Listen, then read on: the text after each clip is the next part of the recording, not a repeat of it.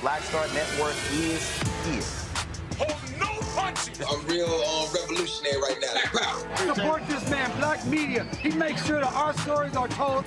Thank you for being the voice of Black America, Roland. Stay black. I love y'all. All momentum we have now, we have to keep this going. The video looks phenomenal. See, there's a difference between Black Star Network and Black-owned media and something like CNN. You can't be Black-owned media and be scared. It's time to be smart. Bring your eyeballs home. You dig?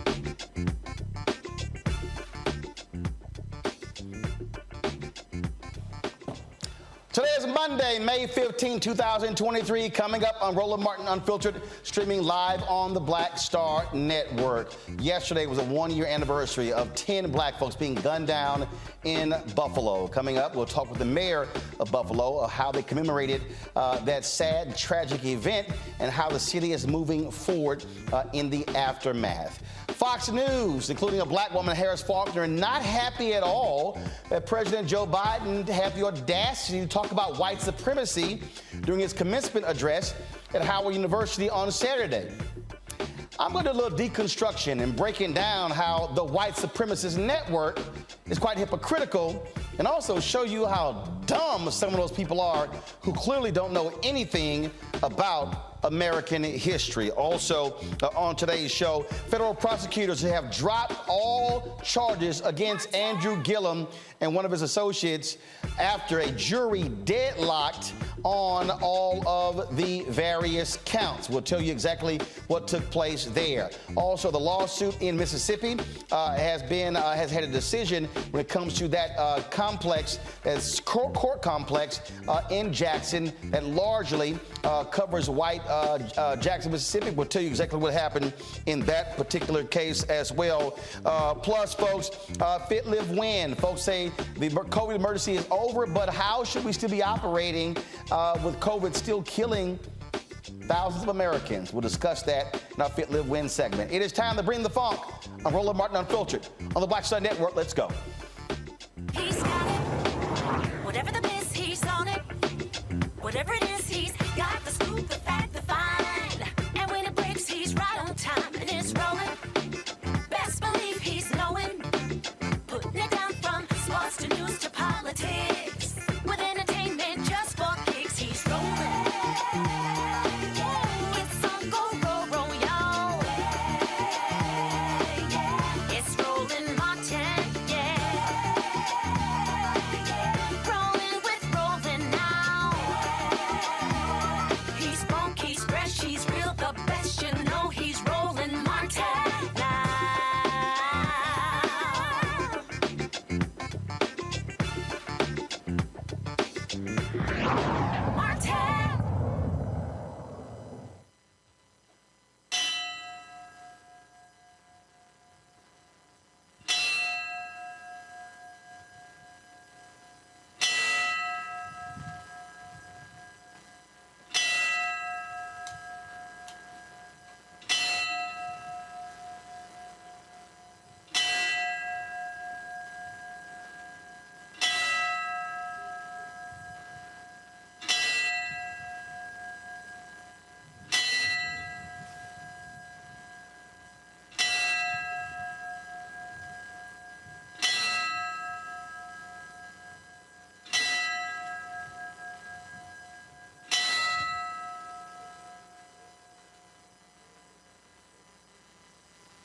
Yesterday, 13 bells tolled for the 10 people slaughtered and 3 wounded in a racist attack that took place at a grocery store in Buffalo, New York, a supermarket in Buffalo, New York. Hundreds of people, including local, state, and national officials, gathered in the same parking lot outside the Tops Friendly Market where a white gunman, opened fire on May 14th, 2022.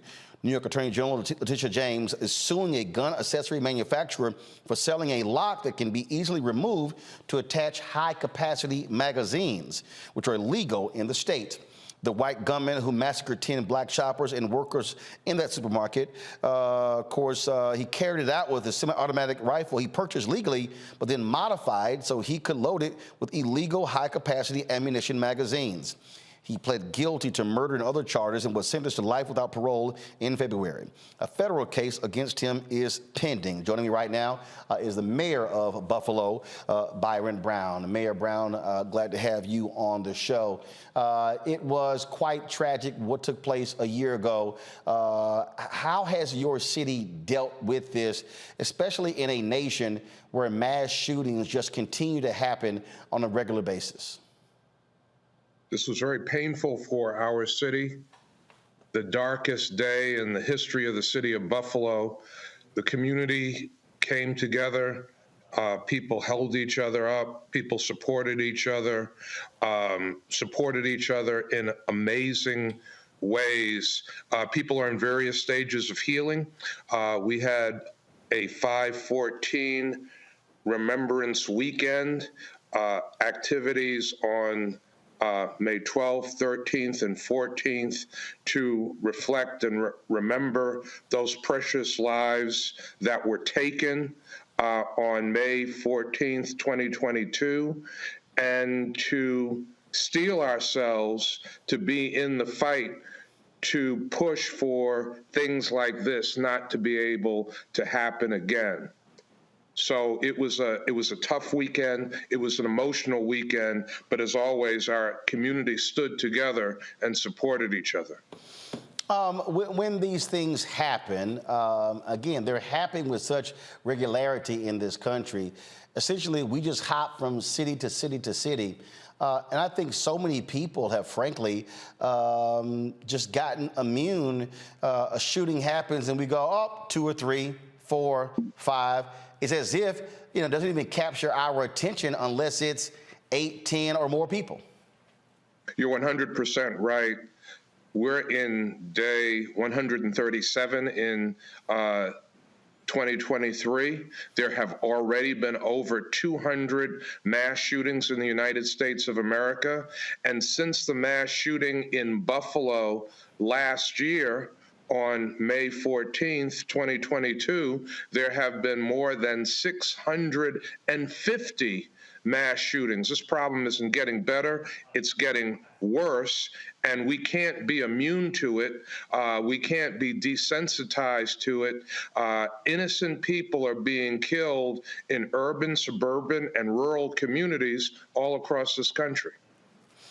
When you hear elected officials, largely Republican, offer their thoughts and prayers and then do nothing, when you watch in Tennessee where there's a mass shooting and what do? They shut down 3 lawmakers, 2 African-American, and then pass a bill shielding the gun manufacturer from being sued. When you see Texas, where the Republican governor, decries mental illness, but then cuts $211 million out of the budget for mental health, what does that say? These Republican elected officials, many of them, are playing with American lives. They are putting the interests and the profits of gun manufacturers over the safety and security of the American people. It's time that Americans all across the country stand up, speak up, and vote some of these people out of office. That is the only way that we are going to produce a change in this country to combat white supremacy, to have sensible gun reform. We need to ban assault weapons and to rein in social media so that hateful messages and radicalization of people cannot be done through social media. We're going to talk about this a little bit later. On Saturday, President Biden spoke at Howard University, and he talked about white supremacy and racism in this country. And there was a Fox News panel that took exception to what he had to say. When you see folks on Fox News and others in conservative media just blast and blame everything as woke, they act as if this is a game and that white supremacy and racism is not an issue still left in this country. The shooter who took out those 10 black folks there in Buffalo, he was a racist. He was a flat-out racist. The guy in Allen, Texas, he was a racist. Dylan Roof was a white supremacist. The FBI has made it clear that white domestic terrorism still is the most important issue here on the homeland. President Biden was absolutely right. White supremacy, unfortunately, is on the rise. It is deadly. We saw how deadly it can be in my city, Buffalo, New York. We saw how deadly it could be in Texas. We've seen the death and destruction that white supremacy can cause in many places across the country. we have to take this seriously. It is, I believe, and the president is right, it is one of the greatest domestic terrorism threats to the American people, and we have to crack down on it. One of the families in Buffalo that lost their mother and grandmother, the Whitfield family, they have made white supremacy and cracking down on white supremacy their mission. And I think more people across the country should make it their mission to fight white supremacy and put an end to that danger, that cancer that is growing in our country. So, last question for you. Obviously, it has been one heck of a year. What is still being provided for those involved, for just residents in Buffalo who still are traumatized by what happened last year? Governor Hochul has announced millions of dollars that will flow for homeowners, for home repair, to small businesses, for business investment, money that will flow to the community for mental health care. Certainly, this was a very traumatizing event, not just for the families of those whose lives were taken, the three individuals who were shot and wounded, and many survivors who were in the store, who were outside the store. There are people that have not been able to go back to work, children who are doing poorly in school. We have been appealing not only to the state government, and Governor Hochul is providing significant resources, but the federal government to provide more resources. The president came here. He called this an act of domestic terrorism, called out the white supremacy, and resources are needed to help people who have been harmed and deeply affected by this mass shooting in the city of Buffalo. All right. Mayor Byron Brown, we certainly appreciate it. Thank you so very much for joining us. Thank you for having me. All right, folks, got to go to a break. We come back. I'll check with my panel about this shooting a year later, and also what more needs to be done on this country to confront mass shootings in America, as well as white supremacy. You're watching Roland Martin Unfiltered on the Black Star Network. If you're on YouTube, be sure to hit that like button, folks, and download the Black Star Network app. Apple phone, Android phone, Apple TV, Android TV, Roku, Amazon Fire TV, Xbox One, Samsung Smart TV. You can also join our Bring the Funk fan club. Your dollars make it possible for us to do what we do.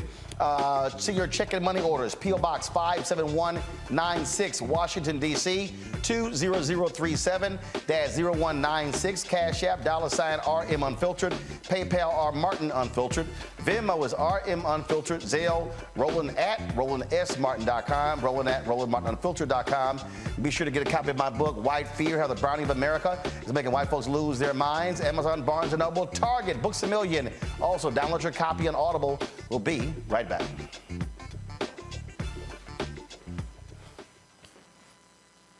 Hatred on the streets, a horrific scene, a white nationalist rally that descended into deadly violence. White people are losing their damn minds.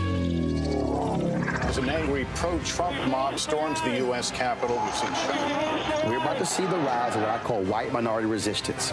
We have seen white folks in this country who simply cannot tolerate black folks voting. I think what we're seeing is the inevitable result of violent denial. This is part of American history. Every time that people of color have made progress, whether real or symbolic, there has been what Carol Anderson at Emory University calls white rage as a backlash. This is the rise of the Proud Boys and the Boogaloo Boys. America, there's going to be more of this. Here's all the Proud Boys, guys. This country is getting increasingly racist in its behaviors and its attitudes because of the fear of white people. The fear that they're taking our jobs, they're taking our resources, they're taking our women. This is white fear.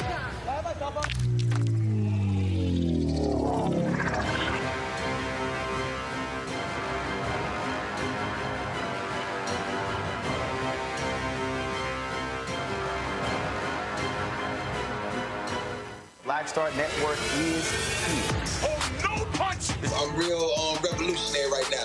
Thank you for being the voice of Black America. All momentum we have now, we have to keep this going. The video looks phenomenal. See, there's a difference between Black Star Network and black-owned media and something like CNN. You can't be black-owned media and be scared. It's time to be smart. Bring your eyeballs home. You dig? Hey, everybody, it's your girl, Lunel. So what's up? This is your boy, Earthquake. Hi, I'm Chaley Rose, and you're watching Roland Martin Unfiltered.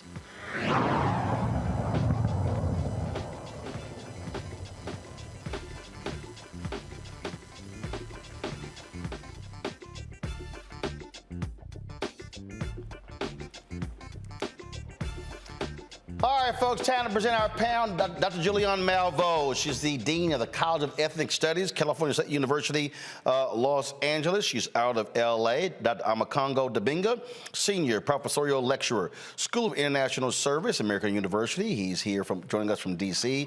And Dr. Savish Hill, Adjunct Assistant Professor, African American Studies, University of Texas at Arlington, joining us from Dallas. Glad to have all three of y'all here on the show.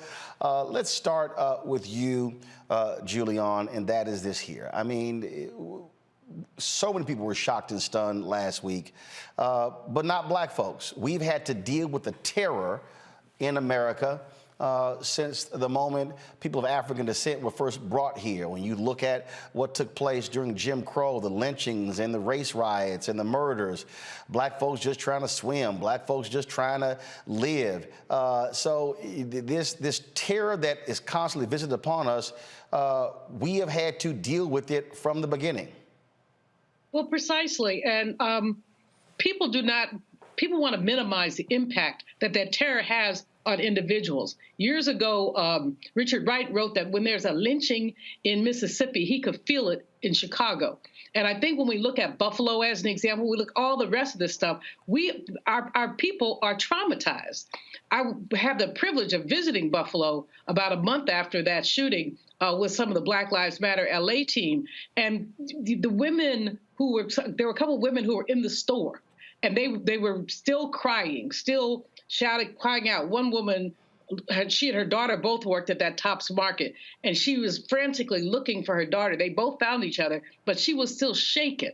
But we've been shaken. We've been shaken when we're lynched for nothing, shaken when we attempt to do economic empowerment and find, like in Elaine, Arkansas, 200 Black people lynched because they dared try to organize, because they dared try to get their little sharecropping pennies up just a few more pennies. And so we understand this, which is why we see the timidity in some Black people. We see the Uncle Tomism in others, frankly, those who acquiesce to white supremacy. And I wish we could find another word, Roland, besides white supremacy, because they're not supreme. They're inferior. But, when we say white supremacy, somehow I think we reinforce some of that. I want to find another word, white paranoia, white ignorance. But the fact is that we have, as you say, we have been in this situation being terrorized, brutalized, marginalized since we stepped foot on these shores. Amakongo, again, Dylan Roof, this shooting, and others. And when you look at these people who act as if, oh, this is no big deal, you're making too much of this. I'm going to get into this in a moment. I got a few things to say to the idiots at Fox News, including Harris Faulkner, a Black woman, just mocking this notion of white supremacy, white nationalism, and the hatred that still exists in this country for Black people. It's sad. Not only are they mocking and disrespecting us, but it's also been, once again, attached to these cultural wars where we see all of these issues now that are happening. There is some type of Republican candidate or governor or congressperson that's going to latch onto it. We see the case with Governor Abbott in Texas with Daniel Perry, who killed a Black Lives Matter supporter, getting all of the support. Now, clearly, we don't know where Daniel Penny lies, the person who killed Jordan Neely, but we know that his family has connections to the Trump camp organization and DeSantis, and has raised over $2 million as well. And for his defense, during this whole time when everybody was villainizing Neely, Penny has had time to scrape his social media platforms and all of these things. My point is that whenever these situations happen, whether we're talking about a Dylan Roof, the Buffalo shooter, and the like, the people in power are also gravitating towards this to help build their case and build their cause as it relates to their identity politics. And they're taking this right into 2024. And they're talking about this isn't serious. I'm right here in D.C. The Patriot Front just had hundreds of white extremists, I'll say that, Dr. Malvo, white extremists marching right here in the Capitol. So they are only growing. They are only more emboldened. And the only way we're going to continue to win is to continue to fight them in every way, shape, or form. And we're getting to this later with Faulkner and Fox. But like you said, Roland, we can't let them minimize it. We got to call them out in every single way, politically, economically, and socially, because if not, they're going to keep explaining this stuff away, while at the same time, hate crimes are going to continue to rise, and our community is continually #1 for hate crimes targets in this country. Pamela, this is video here of those racists marching in D.C. this weekend, and the reality is they are proud, they're vocal, and what we have to understand that these racists, they are becoming even more emboldened because their patron saint, Donald Trump, says we're good. And they still have to hide their faces. So that tells you a lot, because what you're scared of, if you're so bold and you're so-called supreme, show your face. And apparently they don't know about the history, because they came here to America on a ship. They slaughtered the native people who were here, and they believe that they are the true Americans. And again, we have to really pay attention, because this is something that is growing. It is growing, and we have to be prepared for it any way that we need to. You know what I'm saying? But again, these are cowards. Look at them. Their faces are covered. If they're so bold and so bad, why don't they show who they are? Well, you're absolutely right. And look, I mean, the bottom line is, these folks are going to continue to do what they do. And again, they're being emboldened by their supporters in the Republican Party, Julian. And I mean, that's just a fact. Well, emboldened and basically rallying around, like they're the money that the man who killed Jordan Neely, I'm not even going to call his name. I'm not even going to call his name. But the murderer who killed Jordan Neely, he's got GoFundMe pages, millions being raised for him to assist him with his legal defense. And so basically, they are trying to rewrite a narrative that we reject. We have to continue to reject the narrative. And I like what Sister said about them covering their faces. This is a throwback to the Ku Klux Klan and the pillowcases on their head. I guess they were pillowcases, I don't know. But in any case, what we see is our country in crisis. And the National Urban League's State of Black America this year really lifted up the whole threat in terms of white extremist terrorism. And we see it time and time again in cities all over the country. And then you see these broken Black people. Broken. We should be empowered. That pain should turn into power. It should make us want to fight more and harder, because if we don't fight, we are going backwards. 22 states now, laws against teaching critical race theory. I don't know how many states have eroded the Voting Rights Act and more. They are attempting to go back to the 18th century, frankly, and we aren't going back. Yep, that is how they're operating. And look, we're going to continue to do what we do. And so we're going to break this thing down further. I'm going to talk about, again, the folks at Fox News who somehow believe that President Biden, how dare he speak about white supremacy at Howard University. Wait until we share with you some of the nonsense these people said. Clearly, these people are not the brightest bulbs in dark rooms. They probably haven't read any American history. We'll try to break it down for you. You're watching Roland Martin Unfiltered on the Black Star Network. It's a pivotal time. I remember Kevin Hart telling me that.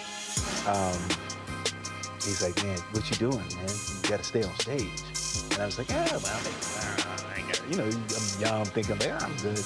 And he was absolutely right. What show did you have at the time? This was one-on-one.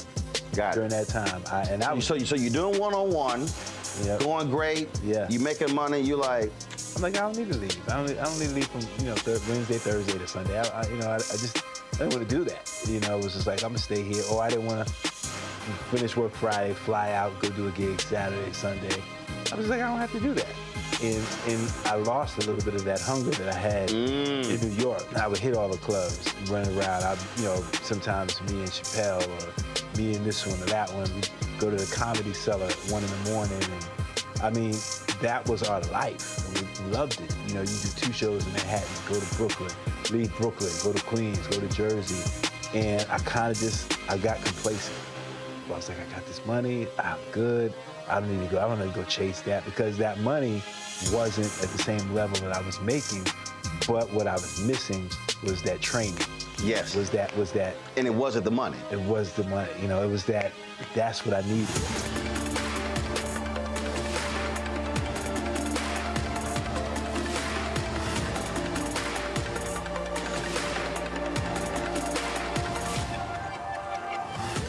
Next, right here on The Frequency, the woman they call the Gifted Eye, hip-hop celebrity photographer Coy Soldier. She's the master storyteller that captured the history of hip-hop through the lens of her camera. Tupac comes out, the next thing you know, you didn't know who they were at first. You just seen all these dudes just come rushing the stage. Then you realize Biggie gets a bottle of champagne, he pops it open, sprays it on the crowd, he drinks the bottle. Coy Soldier, the hip-hop celebrity photographer, joining me right here on the next episode of The Frequency on the Black Star Network. Hi, I'm Anthony Brown from Anthony Brown and Group Therapy. Hi, I'm BB Winans. Hey, I'm Donnie Simpson. What's up? I'm Lance Gross, and you're watching Roland Martin Unfiltered.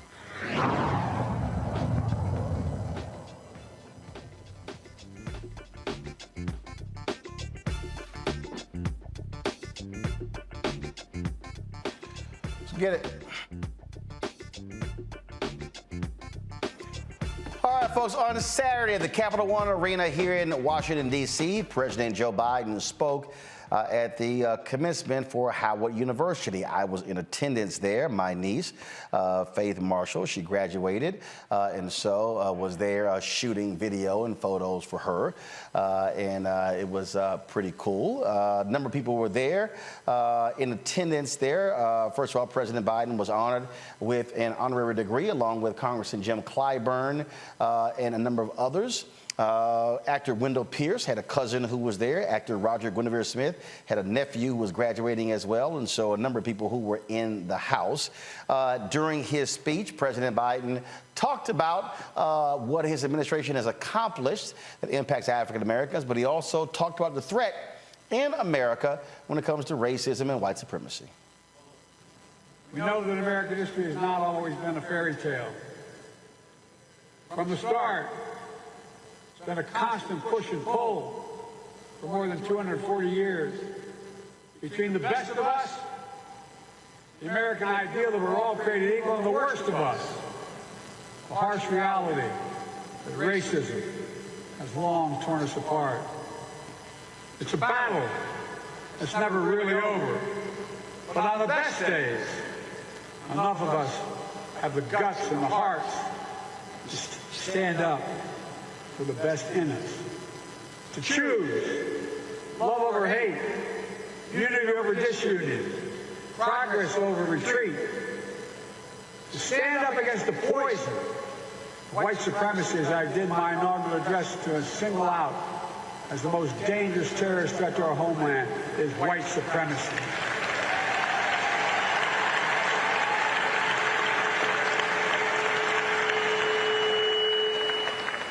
I'm not saying this because I'm at a black HBCU.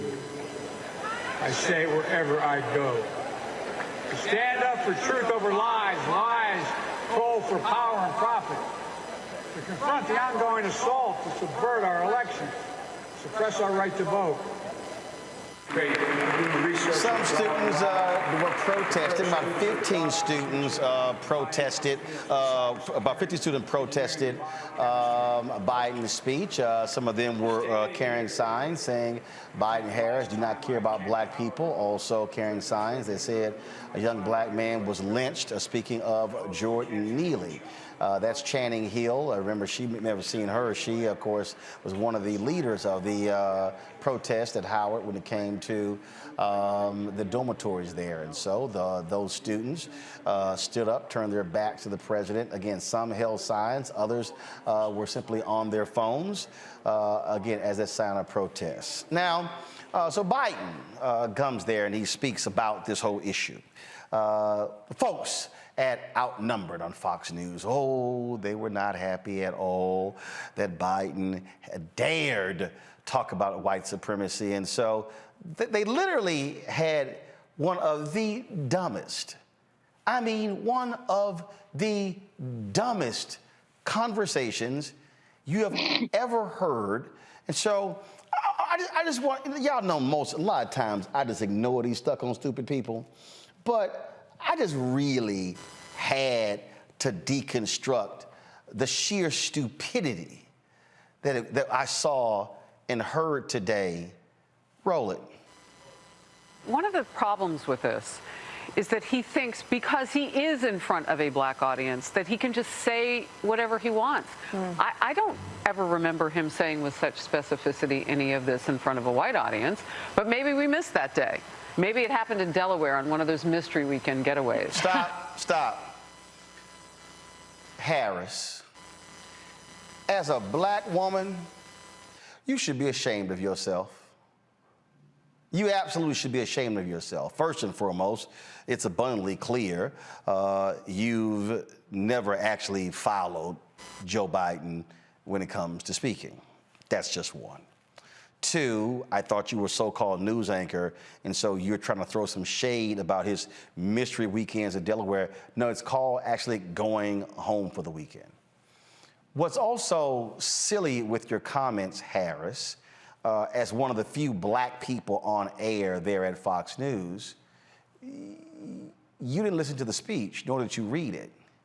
Because if you actually did, and again, I was there, you would have realized that Biden, talked about student loan debt, talked about police reform and accountability, and a host of other issues.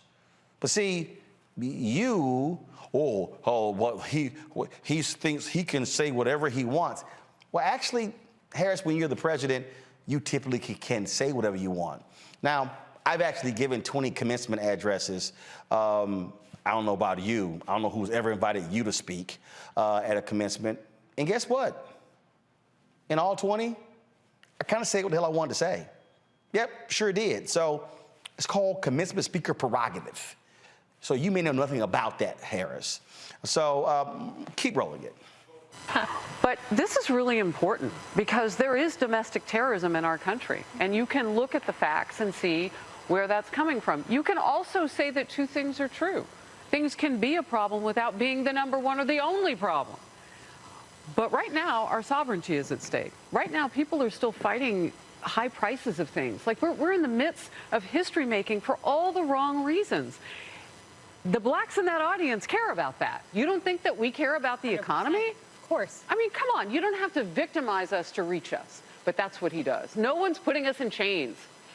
That's a great point. And look, come back. That was just stupid, Harris. I mean, that was just some dumb shit you just said right there. Okay? The director of the FBI, Harris, has gone before Congress on numerous occasions and actually said the number one national security threat is white domestic terrorism. Oh, I noticed how you didn't want to say white. I noticed, Harris, how you just conveniently didn't say white. I noticed that. I noticed how you were just so bothered by the speech, and then you were so bothered by the speech, Harris, that there's so many other issues. See, I love it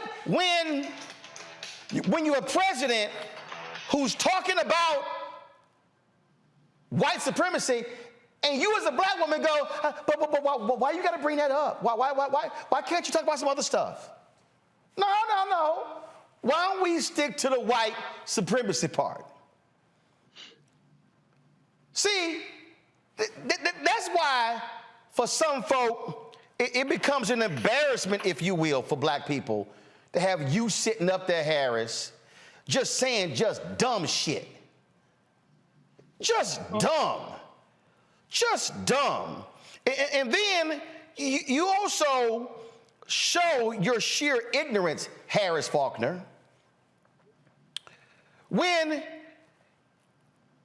you clearly never read it. You clearly never listened to it. In the speech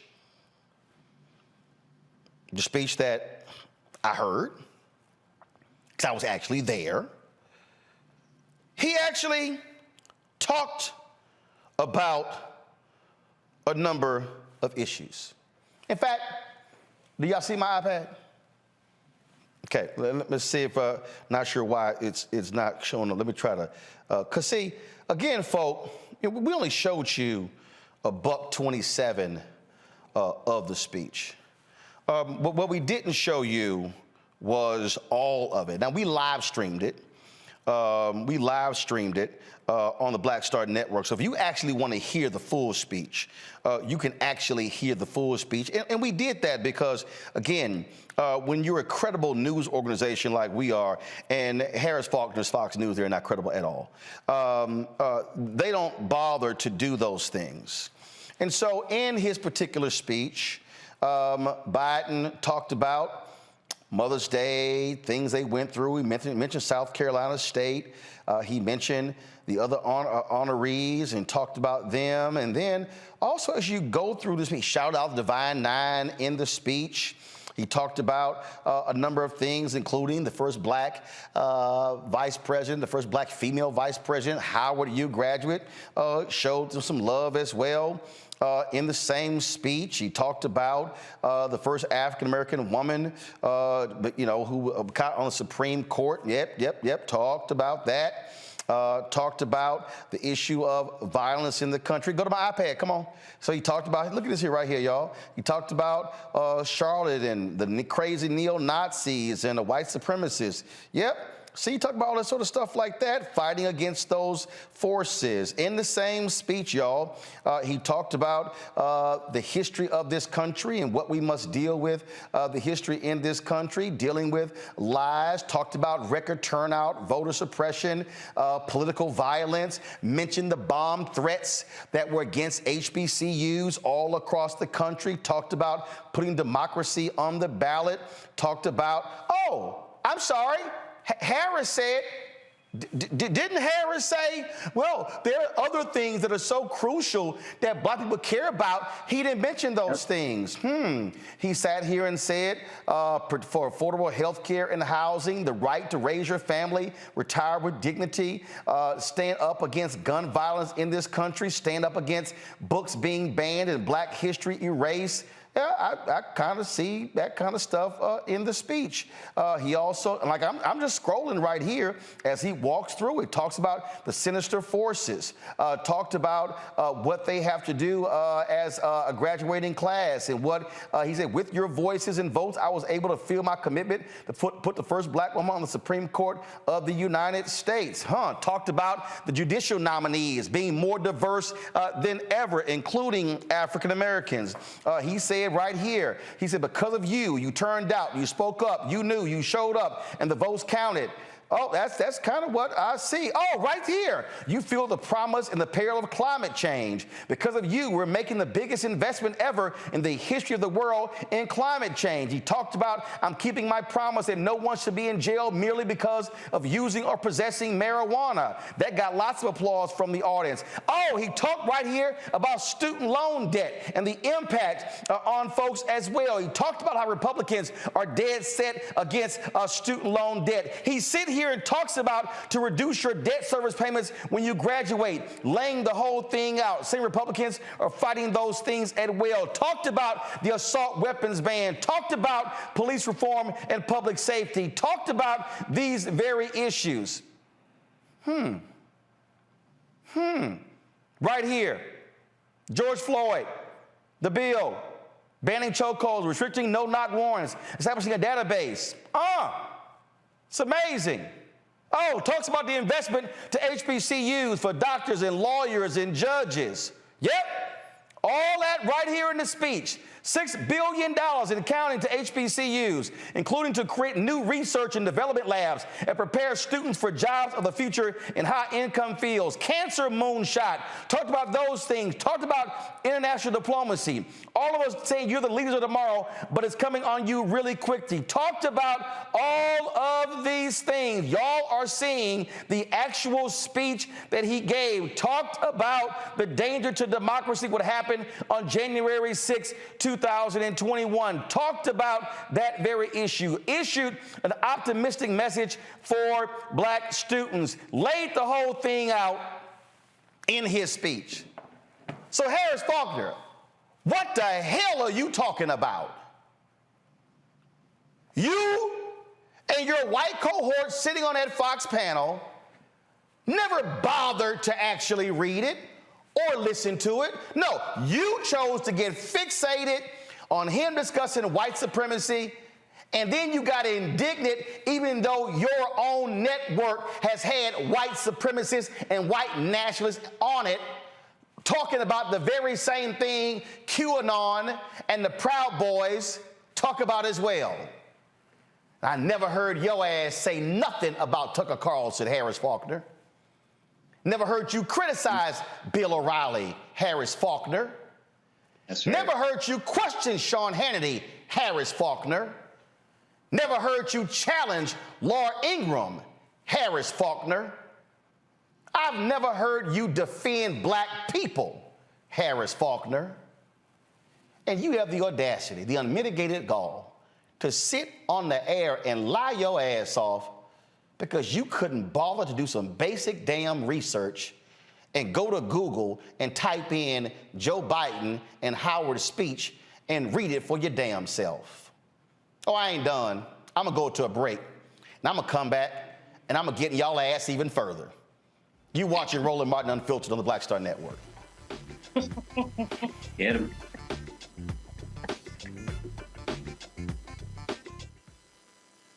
On the next Get Wealthy, with me, Deborah Owens, America's Wealth Coach, nurses are the backbone of the healthcare industry, and yet only 7% of them are black. What's the reason for that low number? Well, a lack of opportunities and growth in their profession. Joining us on the next Get Wealthy is Needy Bartonelli. She's going to be sharing exactly what nurses need to do and what approach they need to take ownership of their success.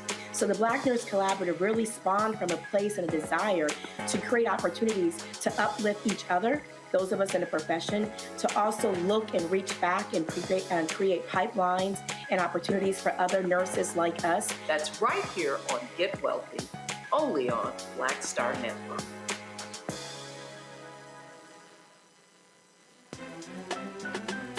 I'm Faraji Muhammad, live from LA.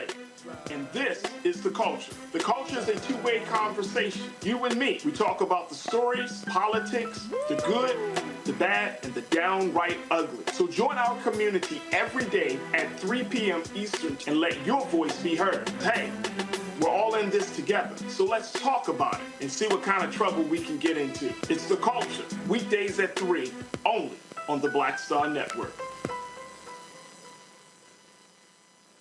This is Judge Mathis. What's going on, everybody? It's your boy, Mac Wild. Hey, what's up, y'all? It's your boy, Jacob Lattimore, and you're now watching Roland Martin right now.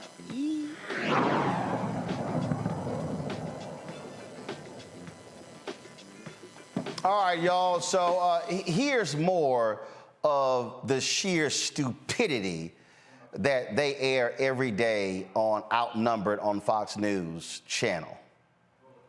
he has to shore up his numbers among black voters, among young people. He was polling at about 90%, according to the Associated Press, with black voters. Now it's 60%. He has a big problem here. 58. Perhaps he might have to go back to the well and suggest that if you are a person of a certain skin color who doesn't support him, you're not really black. Remember that? Yes. From 2020, you brought that up in the last hour, Harris. I'd forgotten about that quote briefly. You raised it. I'm like, oh, yeah, he did say that. I think that's a window into his mentality. Not necessarily into his heart, but into the way that his political brain works and what he's trying to do. That's fair. And speaking of pandering, let me just throw this right back to you. When he said, I'm not saying this because I'm here, I'm saying this everywhere I go. Where? Yeah, is that not a pander to that specific audience? I think it sits next to it on like the digital Websters, maybe. Like that is exactly a pander. And when he says, I'm not just saying that to blacks at an HBCU, I'm just thinking, does he not know the B in HBCU stands for black? Like, why are you saying it twice? Like, you're really double selling this. You're really trying to put this out there. And by the way, there are a lot of people who teach at HBCUs. Who knows who was in that audience? Yeah. I mean, we don't know. In my own household, there are people who look like you. So I'm just wondering, and I'm pointing to Guy in case you didn't see that. Good-looking household. Yeah, well, I think he's cute myself. My kids are cute. But Harris, let me help you out. I know you're married to a white man, Harris, but trust me, I think the white professors at Howard University know a hell of a lot more about black culture and what's happening with their black students at the Mecca than you and your husband do. Press play. Point with this is that if you wouldn't say it to everybody, why are you only saying it to a certain audience? I think his commitment to unity lasted the end of that sentence because we've seen nothing but divisiveness and exactly the kind of stoking and incendiary rhetoric coming from him this entire time. I thought that speech was fantastically degrading. It is so degrading to paint a portrait based on an assumption of the box checked by everyone sitting there and their families, and essentially that there is apparently zero drop of anything else impacting those families, that the most important thing facing them is this enemy.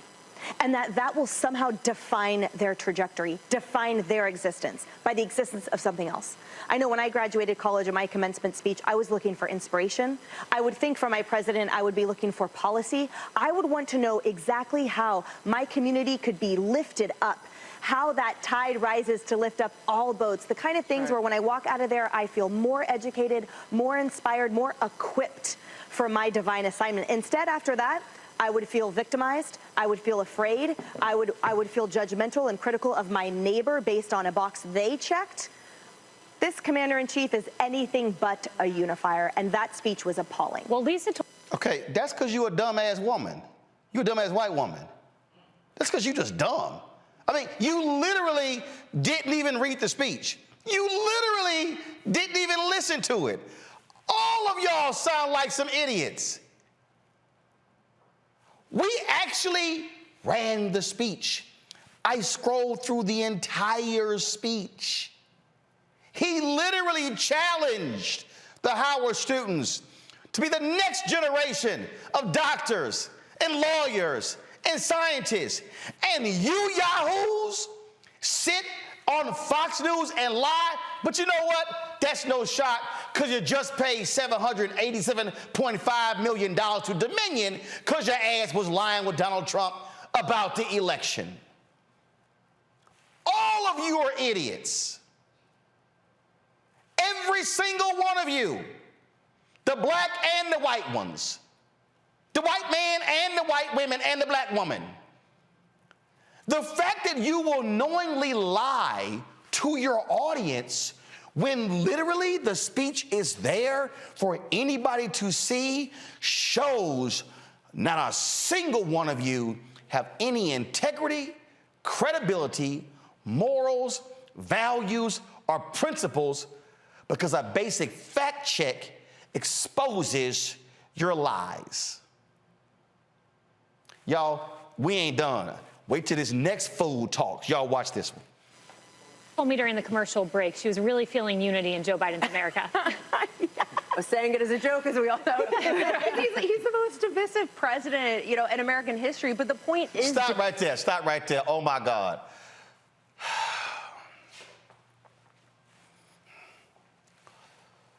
No. You're right there. Right there. Please, put her dumb ass in a 2 box. Y'all, this fool just said, oh my God, he's the most divisive president in American history.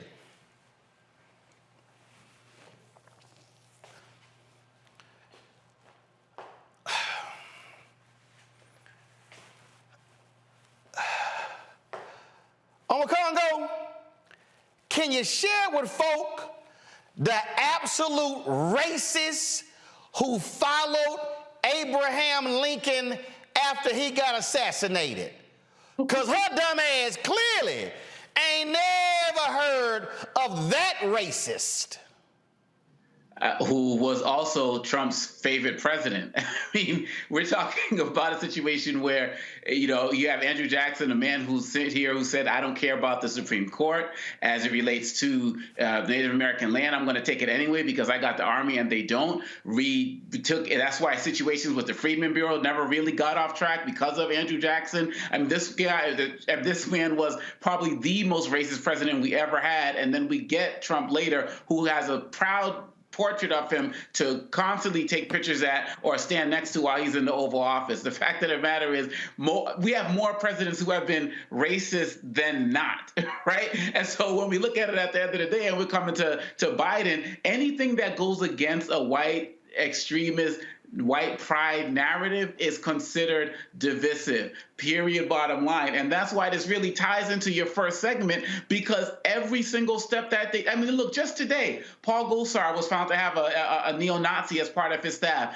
Everything they do is about uplifting white supremacy. And so anything that speaks against that is going to be a threat. And furthermore, Roland, to your point, the fact that they don't even care about what's presented, they don't care about reading the stories, they don't care about reading what was actually in the speech.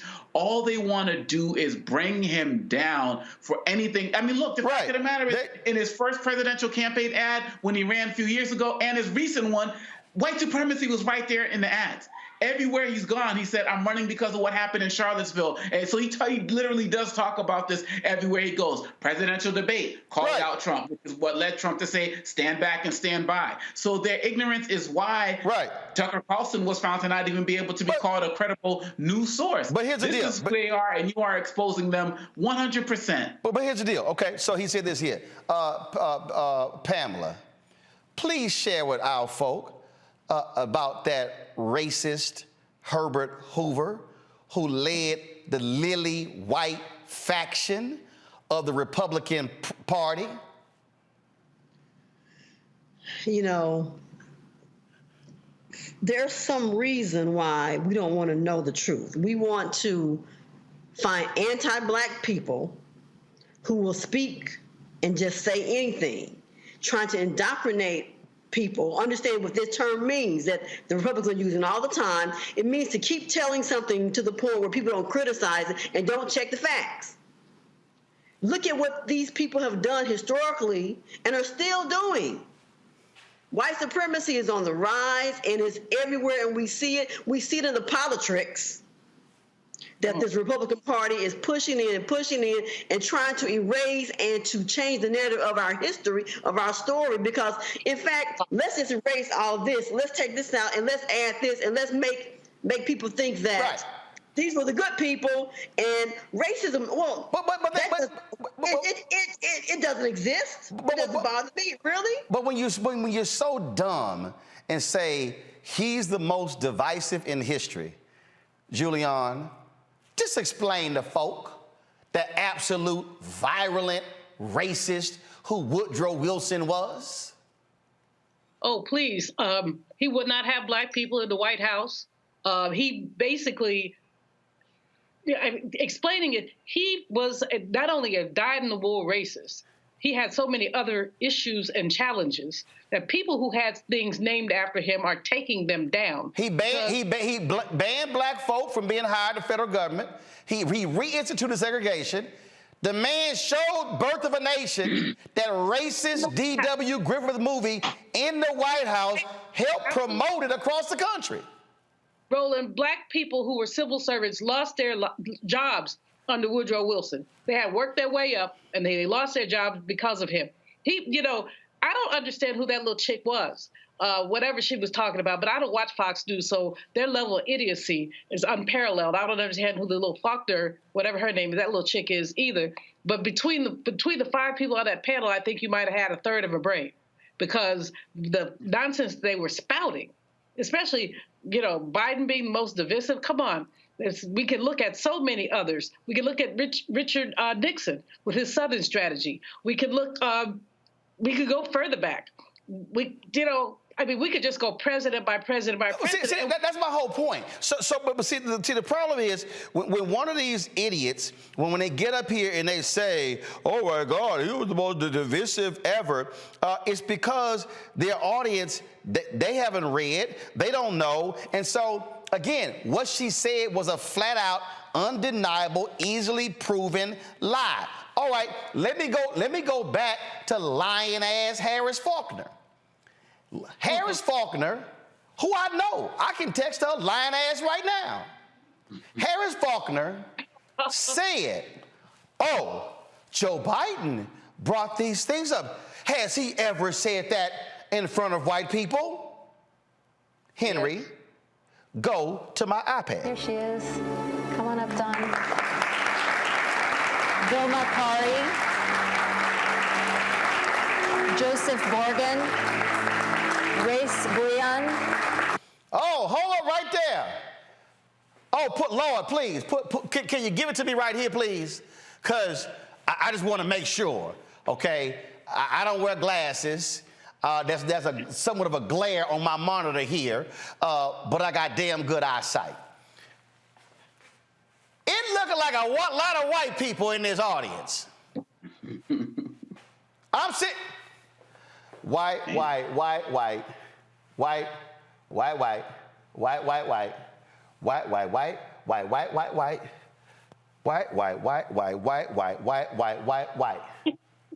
me go over here.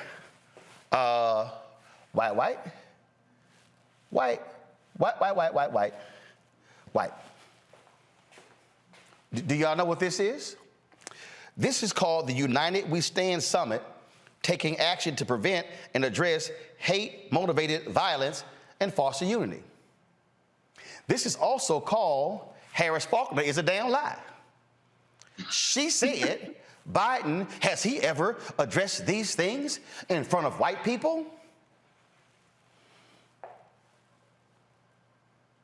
Harris, these people look like the person you're married to. Ooh. Those are your words. So this is what happens, Harris, when you go on the air and make an ass out of yourself and just straight up and lie. Because he said these things in front of black people. I mean, so I don't recall him saying these things in front of white people. Joe Biden said, I've talked about it. That's what he said. And so you're sitting here mad because he brought it up, and what you're trying to do, you want to sit here and use black people as your foil when you didn't even bother, Harris, to actually check the facts. Yep. May 17th, 2022, President Joe Biden on Tuesday called on Americans to reject the poison of white supremacy and urged lawmakers to ban weapons of mass destruction.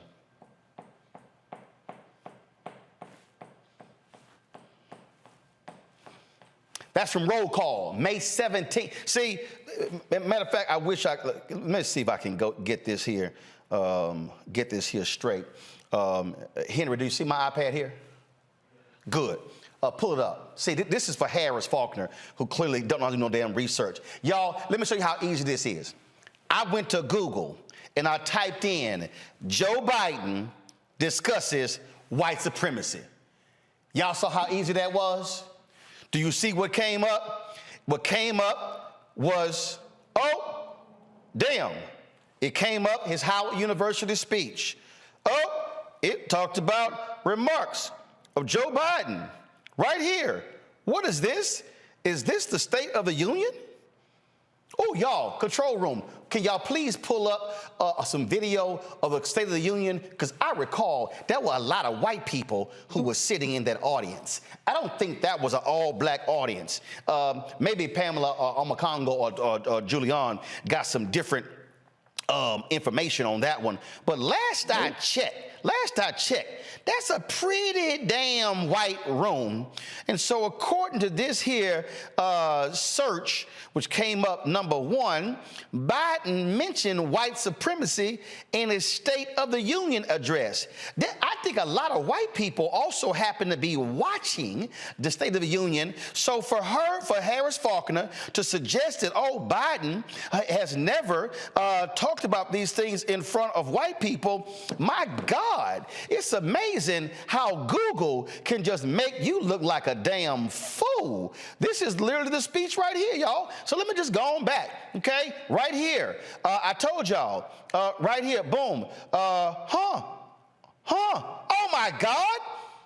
April 28th, 2021. Oh, watch. Biden said during his first joint session, joint address to Congress, white supremacy is the most lethal threat. Oh my God, were all those white people there? Oh, look at this. Lord have mercy. Biden said on April 20, he said that white supremacy is the most lethal threat to the homeland today. You know what? Since we're here, just go ahead and play it. Determined to be the most lethal terrorist threat to the homeland today. Oh, let's run it back. What our intelligence agencies have determined to be the most lethal terrorist threat to the homeland today.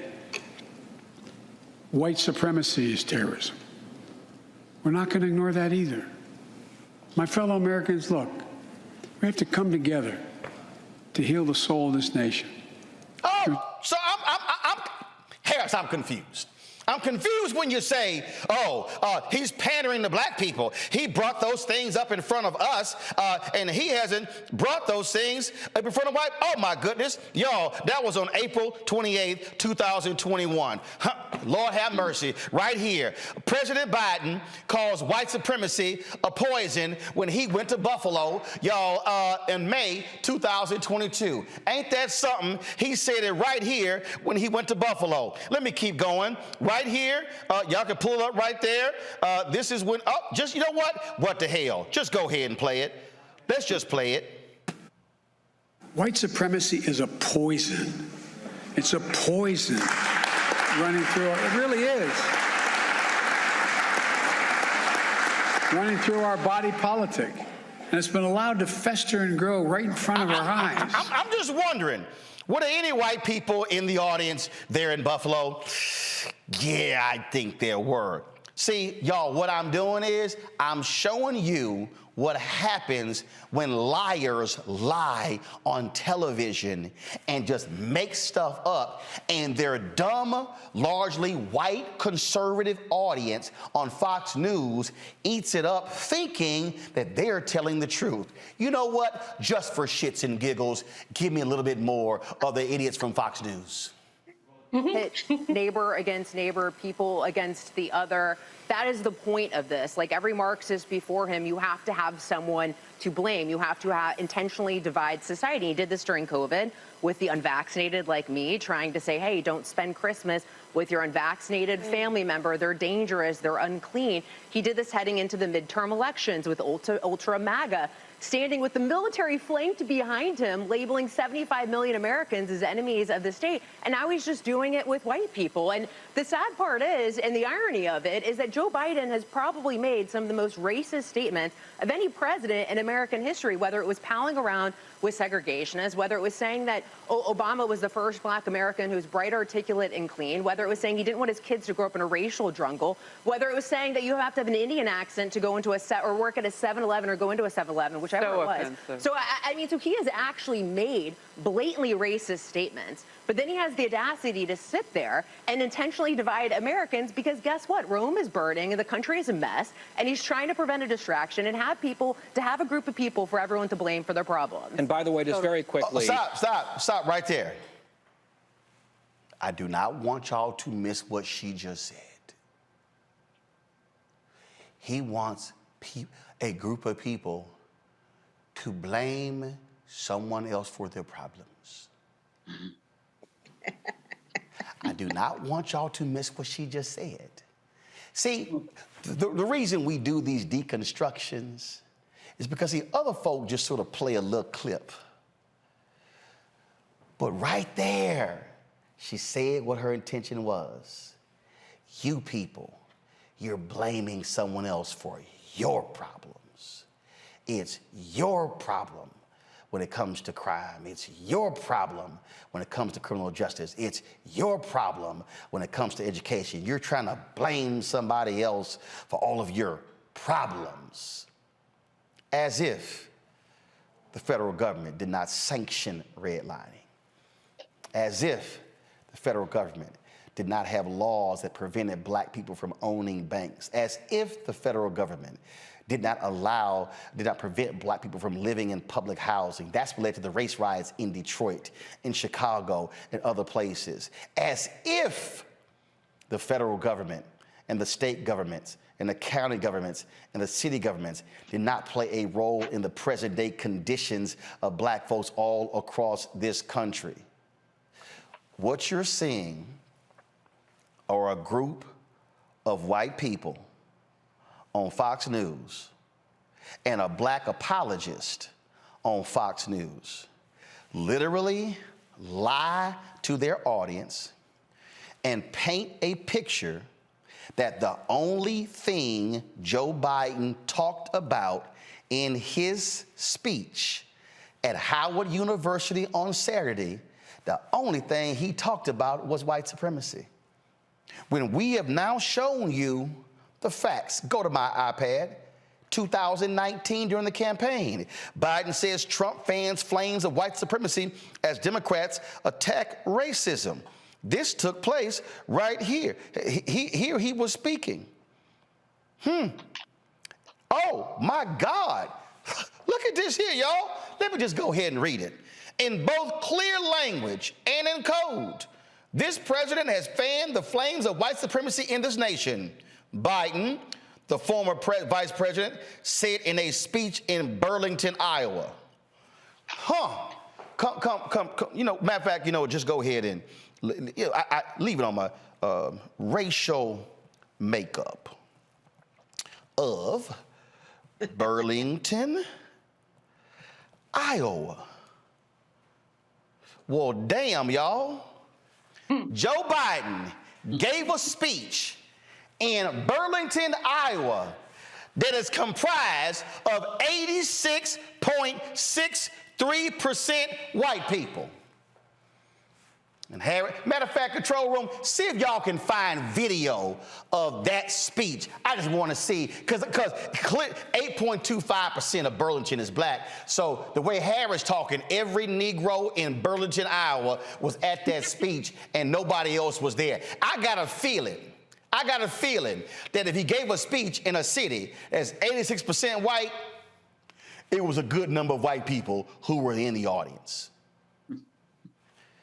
To everybody who's watching and listening, what I've just laid out to you is how white mainstream media uses white voices and black faces in white spaces to construct a flat-out lie.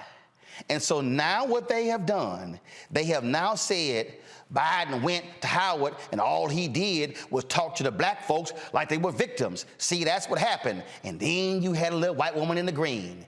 He was trying to blame somebody else for their problems. When he literally said to those students, you can change America. Y'all, it's in the speech. He literally challenged them to save America, to save the democracy, to save the republic, for them to be the best they can be. Not one person on Fox News would say that. It is because, and I keep trying to tell y'all, the job of Fox News and Newsmax and One America News and The Blaze and conservative talk radio. It is to push the buttons of white fear, because they know the only way they can win is if when they are getting rid of ballot drop boxes and when they are keeping folks from voting and voter ID, and if they scare white people into voting. That's why they hate diversity, equity, inclusion. That's why they hate multiculturalism. That's why they cannot stand anything that speaks to black people and Latino people and Asian people, Native American people, non-white people from being able to benefit in this society. See, they ain't gonna show you Biden talking to all them white folks in 2019 discussing white supremacy. Press play while I talk. See, facts are facts, y'all. They sitting right here. What you have just heard me do is literally take every single lie from Harris Faulkner and Kayleigh McEnany and Guy Benson and her. I want to name check everybody. I want to name check everybody. Give me the other two names while I'm looking for them right now. Give me the other two names. Lisa, what the hell is her name? I don't know. Again, y'all give me the names. Y'all, they are deliberately lying. That's why they had to pay Dominion. And I can't wait. Is it Semantic? Is that's the other company? I hope they take their ass to the cleaners.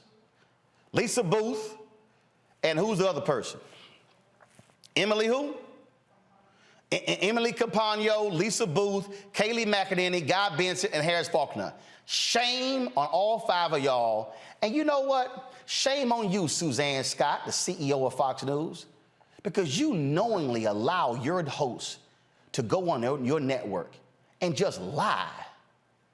I have debunked all their lies, and y'all ain't gonna correct it because your network is built on a lie. Because your damn show not a real news network.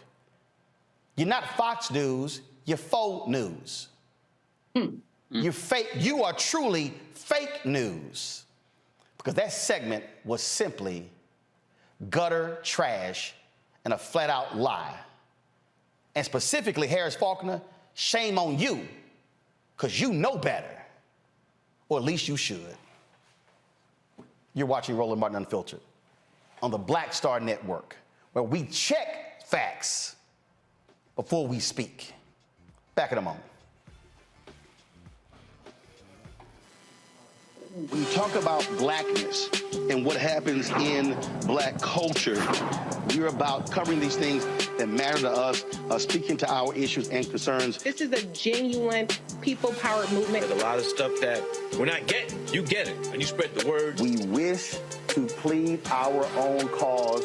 Too long have others spoken for us. We cannot tell our own story if we can't pay for it. This is about covering us. Invest in black-owned media. Your dollars matter. We don't have to keep asking them to cover our stuff. So please support us in what we do, folks. We want to hit 2,000 people, $50 this month, raise $100,000. We're behind 100,000, so we want to hit that. Y'all money makes this possible. Check some money orders. Go to P.O. Box 57196, Washington, D.C. 20037-0196.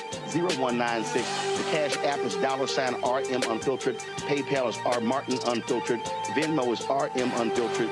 Zelle is Roland at RolandSMartin.com. On the next, A Balanced Life with me, Dr. Jackie. What does it mean to actually have balance in your life? Why is it important, and how do you get there? A masterclass on the art of balance. It could change your life. Find the harmony of your life. And so what beat can you maintain at a good pace? What cadence can keep you running that marathon? Because we know we're going to have, high levels, we're going to have low levels, but where can you find that flow, that harmonious pace? That's all next on A Balanced Life on Black Star Network. Hi, I'm BB Winans. Hi, I'm Kim Burrell. Hi, I'm Carl Payne. Hey, everybody, this is Sherry Shepherd. You're watching Roland Martin Unfiltered, and while he's doing Unfiltered, I'm practicing the wobble.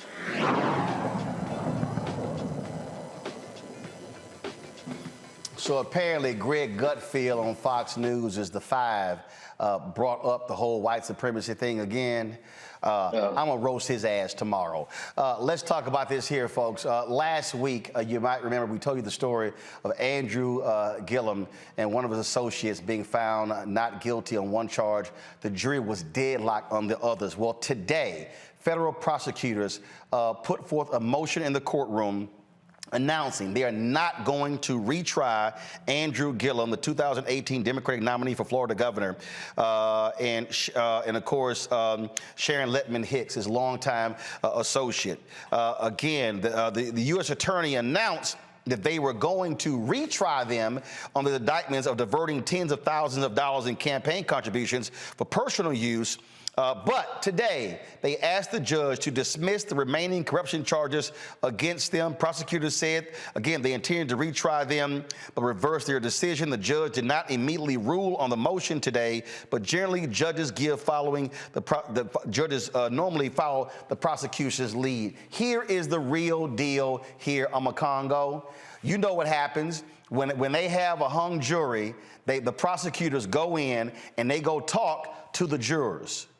They went and had those conversations, and the jurors were like, y'all case ain't shit. Your case is trash. And some of them even talked about how it was grossly confusing. And they were like, seriously, they on trial for this here? They knew they could not convict them because this jury said the charges were pretty much bogus, and they were not going to get a second jury to believe them.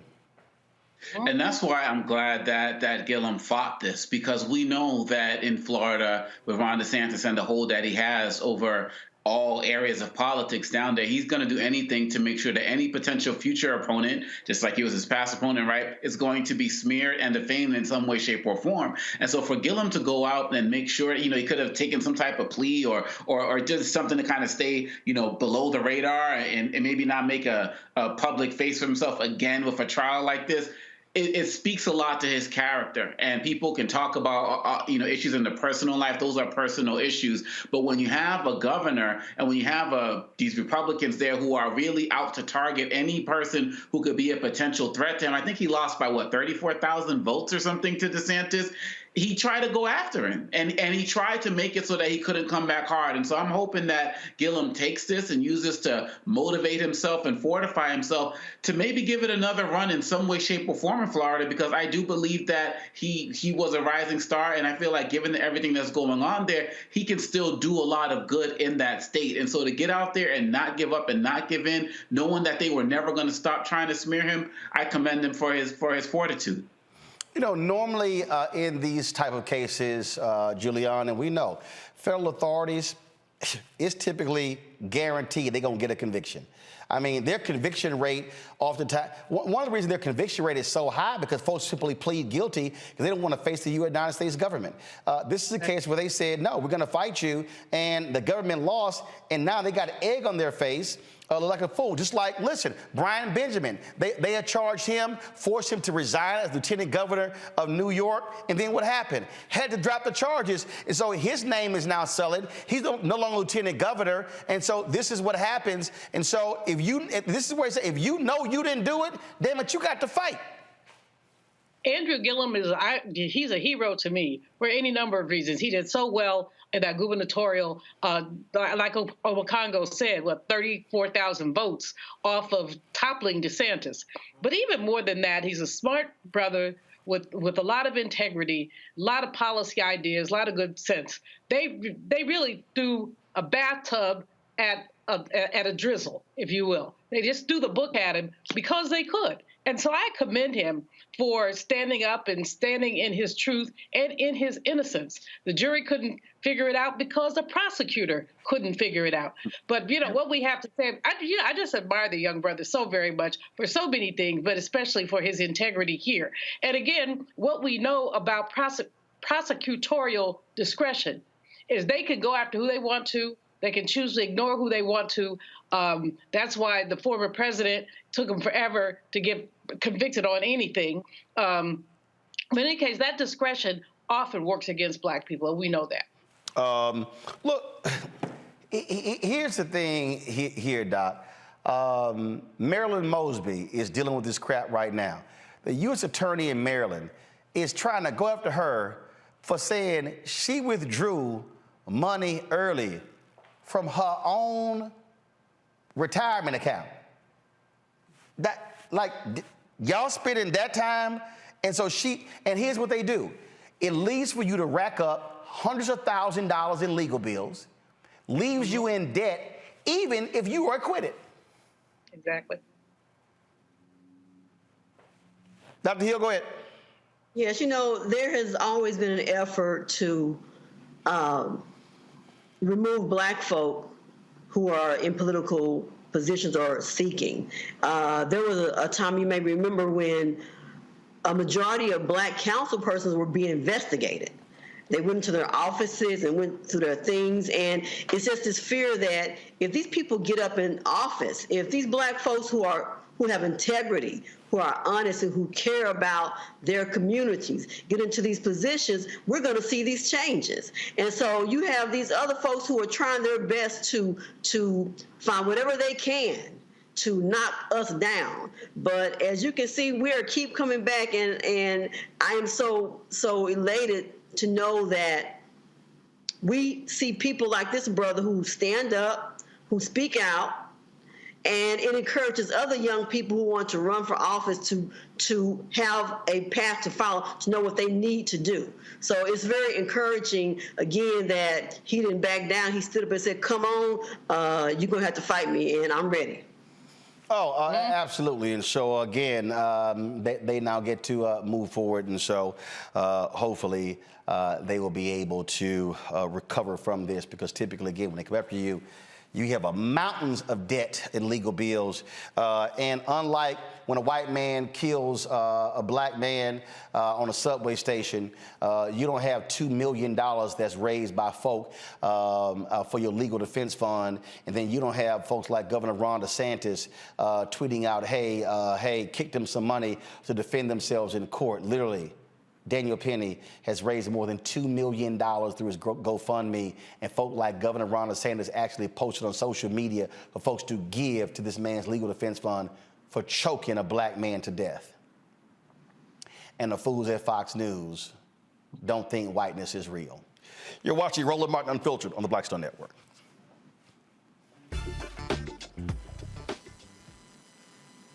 Next on the Black Table with me, Greg Carr, we look at one of the most influential and prominent Black Americans of the 20th century. His work literally changed the world. Among other things, he played a major role in creating the United Nations.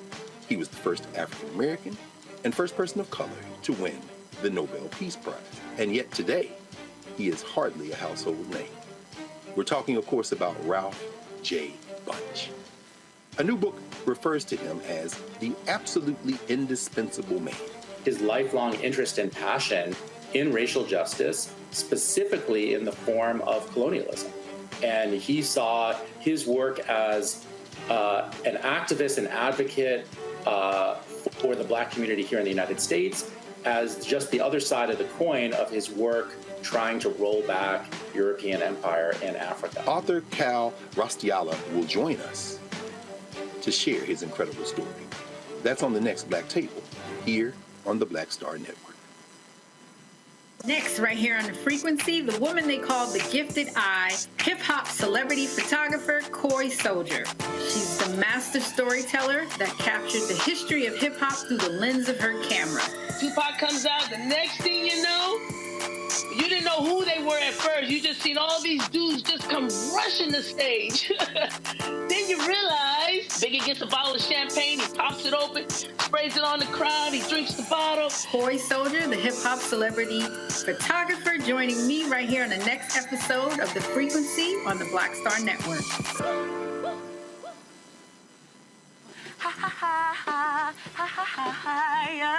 Hey, I'm Antonique Smith. What up, Lana Well, and you are watching Roland Martin Unfiltered.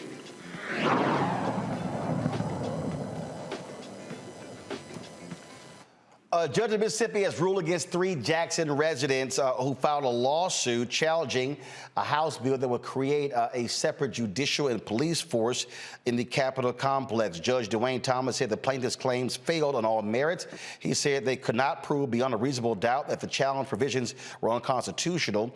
Under House Bill 1020, Capitol Police will be given primary jurisdiction within the expanded Capitol Complex Improvement District boundary lines. Jackson Police would have secondary jurisdiction. The bill will also place certain areas within the majority black city, most of the majority white neighborhoods, under the jurisdiction of a new court system. That new system would send those convicted of misdemeanors to state prisons rather than county jails.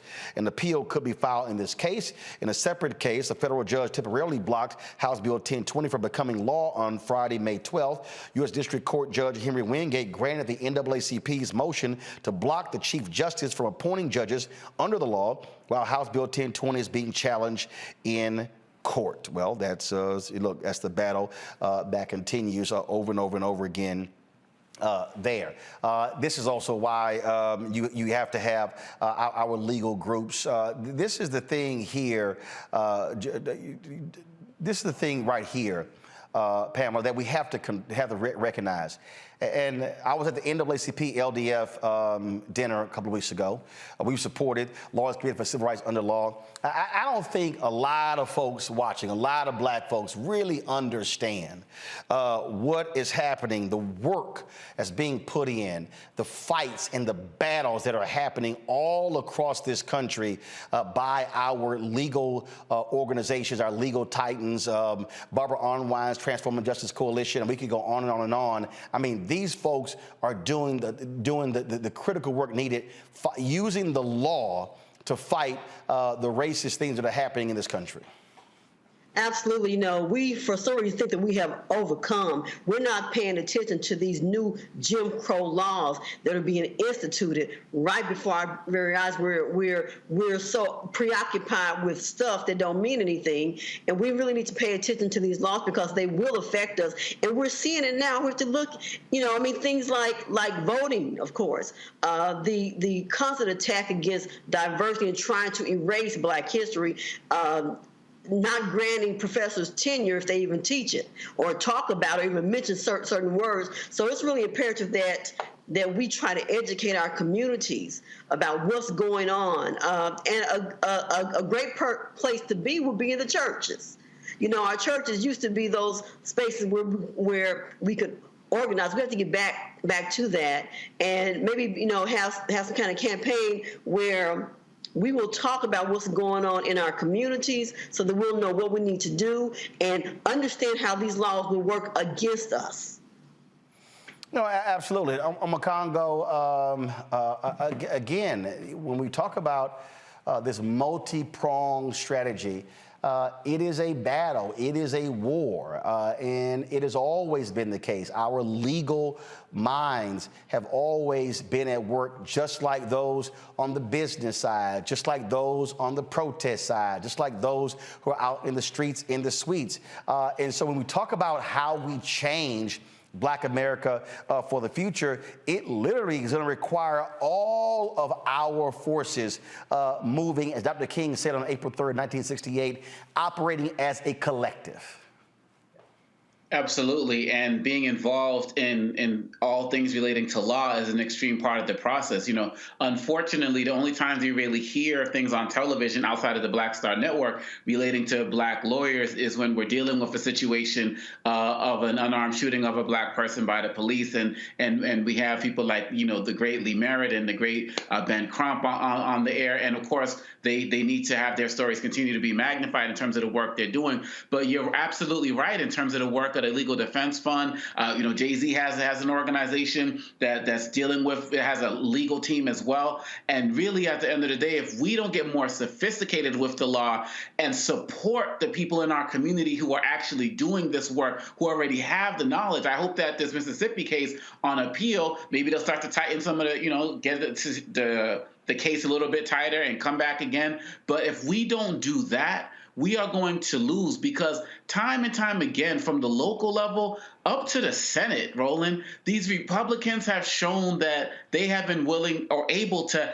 outfox us in many ways, pun intended, on some of these legal issues. And even with the situation with Feinstein, they couldn't even replace her because Republicans wouldn't allow a vote to have her be temporarily replaced. They understand this stuff at a deeper level than many of us have shown. Even with the election of Donald Trump, many of us knew, the Republicans knew it was about the Supreme Court. They hated him, but they knew it was about the Supreme Court and federal judges and these local judges. The Heritage Foundation has a list of judges that they want approved. And so really at the end of the day, I'm so glad you brought this up, because we need to support those of us putting in serious work in the legal profession to be able to successfully challenge these laws. And if we don't do that, then they're not going to get the support that they need. And these types of folks are going to keep on winning in places like Jackson, in Flint, and other places across the country. They already got the legislation written. They already got the policies written. We need to support the legal minds going right back at them. Julian. I agree with Obakongo completely. We basically have not been, first of all, supportive of our legal infrastructure. The Legal Defense Fund, Barbara Arnwine, Lawyers Committee, they're all, they're on the bag all the time. They get some foundation support, but just like people give money in church, give money, we should be giving money to our legal infrastructure. The second thing I would say is that we see this tricky nonsense that these Republicans are fooling with, and we don't talk about it enough. The gerrymandering, I bet you if you polled 20 black people, 2 of them would know what gerrymandering is. And I'm not saying that people are ignorant. I'm saying that people choose not to know. We choose not to know. The Jackson case is so extremely egregious to just create a new legislative district, which increases the penalties that people will have to spend for a misdemeanor. As opposed to going to jail, you're going to go to the penitentiary. That's absurd. But this is, again, we're going back to the 1850s, 1860s, if not earlier than that. So we have to, we shout out the Ben Crumps and the Barbara Arnwines, but we dig down. There's some other basically stellar lawyers doing the local stuff that's really important. The folks in Jackson and the NAACP Legal Defense and Education Fund, well, they don't call themselves that anymore, but anyway, I call it that. They basically deserve our full support, as does the big NAACP. We've got to do better, folks. If we don't do better, let's fast forward 10 years and see where black people are. We ain't gonna like it. Indeed. Time for Black and Missing. Do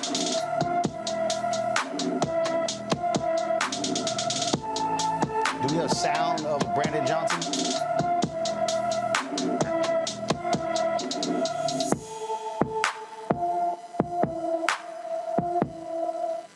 Kayla Washington has been missing from her homestead, Florida home since May 4th. The 17-year-old is 5 feet 1 inches tall, weighs 109 pounds, with black hair and brown eyes. Anyone with information about Kayla Washington should call the Homestead, Florida Police Department at 305-247-1535, 305-247-1535. Folks, today Chicago swore in its 57th mayor. Brandon Johnson took the oath of office today, where hundreds of people flocked to the Credit Union One Arena on Monday to watch him. A union organizer and county commissioner, also former public school teacher, sworn in as the mayor of Chicago. The soul of Chicago tells us we will never close our doors to those who come here in search of a better life.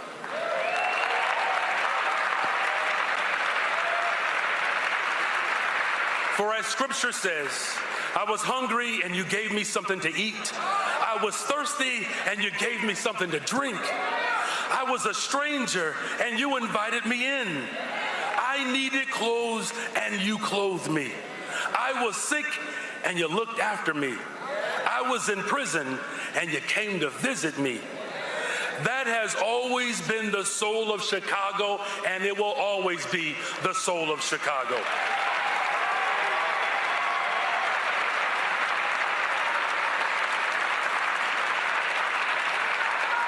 We know the strength of a city is determined by how we treat the most vulnerable. And so we choose to be a strong city. We must reject a zero-sum formulation between investing in those who have been here for decades and supporting those who have been sit here on a bus even this morning. We can do both, Chicago, and we can all thrive together.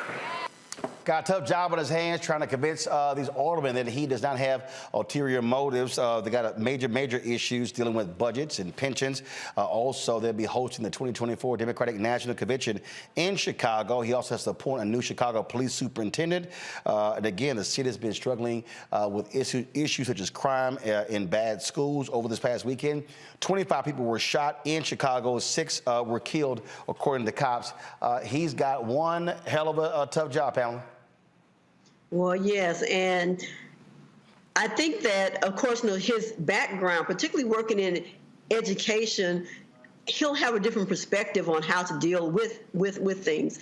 And it sounds like he really has a lot of support. And I'm glad to hear someone say that we're going to open our arms to everyone, because that's what we're supposed to do. We're supposed to give, and we receive that. And I hope that, he doesn't fall down. I hope that there are people around him to make sure that he's supported. And we just have to wait and see what happens. But he sounds like he is going to make an impact, positive one. It is going to be a very tough job. But look, the voters picked him, Julian. Now it's time for him to go to work. This is a rising star. He's amazing. I've met him several times, been on the air with him, with Reverend Jackson's radio show. What's interesting about Brandon, and this is a lesson that we can all take. A year ago, he had 2% name recognition in Chicago, 2%. And he ends up winning the mayoralty over a well-financed police guy, Vallis's opponent, was heavily endorsed by the police union. Mayor Johnson heavily endorsed by the teachers union, and most of his money coming from unions in terms of contributions. So police education. That lets you know where he's coming from. He does have to appoint a superintendent of the police or police chief, but that's not his number one priority. He's got a lot of priorities that he's going to have to juggle, and he's got a heck of a hard job. But I believe he's equal to it. He's a protege of Reverend Jackson's. He's just really amazing. I have very high hopes, but I agree with Pamela. It's also going to be a challenge for him to get through the aldermen, who basically are stuck on difficult. Just really are stuck on difficult. But that's always been the case in Chicago. So I just hope he does well, and I'm pretty sure he will. Omakongo. Well, I remember we had him on the show, the night before the election, and I'm remembering Eric Adams and others who have been on the show, and shout out to those politicians out there who respect the power of black media as it relates to reaching their intended audience. When it comes to Mayor Johnson, I think that it's also important to understand that we need to have more educators, people who come from our community. Is it, Brother Jamal, the representative in New York as well, the former educator, people who have seen what happens in our communities as it relates to violence, as it relates to underfunding, as it relates to the needs of our students to be able to come and be whole. And when I'm harping back on this education piece, because when you focus on making, the schools whole, there are wraparound services that you have to bring to a community that are going to help the entire community as it relates to job creation, reduction in violence, a reduction in people who are, not engaged in after-school activities and the like. And this is a person who understands that. So I'm very excited about what's going to happen with Chicago. And even as it relates to the superintendent thing, Mayor Johnson is somebody who believes in having partnerships with the police and the community. And so I feel like if he continues to move forward with the support that he has, understand that he wasn't, and that's a mandate for people who got his back and want to see something better, these aldermen and these other people, there will be a challenge. But if he continues to have that city at his back, I think amazing things can happen in Chicago. And lastly, Roland, I'm very happy with the fact that he took on this issue of these migrants and these workers being bused to these cities with black mayors, took it head on and said, hey, we are here for it, because that says more about who we are. So mad props to him, and the best of luck. All right, folks, hold tight 1 second. When we come back, Fit, Live, Win. They said the COVID emergency is over, but it is still an issue. Be sure to protect your health. We'll talk about that next on Roland Martin Unfiltered on the Black Star Network.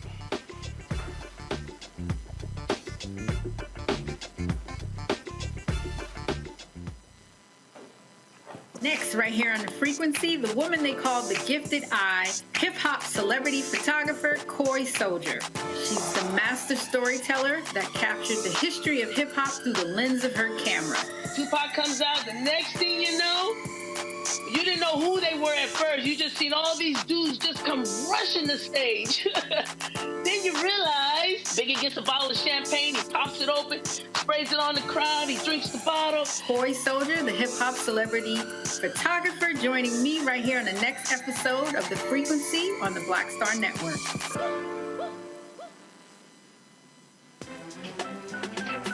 I'm Faraji Muhammad, live from LA. And this is The Culture. The Culture is a two-way conversation. You and me. We talk about the stories, politics, the good, the bad, and the downright ugly. So join our community every day at 3 p.m. Eastern and let your voice be heard. Hey, we're all in this together. So let's talk about it and see what kind of trouble we can get into. It's The Culture. Weekdays at 3, only on the Black Star Network. Black Star Network is here. Oh, no punch! I'm real revolutionary right now. Thank you for being the voice of Black America. All momentum we have now, we have to keep this going. The video looks phenomenal. See, there's a difference between Black Star Network and black-owned media and something like CNN. You can't be black-owned media and be scared. It's time to be smart. Bring your eyeballs home. You dig? My name is Charlie Wilson. Hi, I'm Sally Richardson Whitfield. And I'm Dodger Whitfield. Hey everybody, this is your man Fred Hammond, and you're watching Roland Martin, my man, Unfiltered.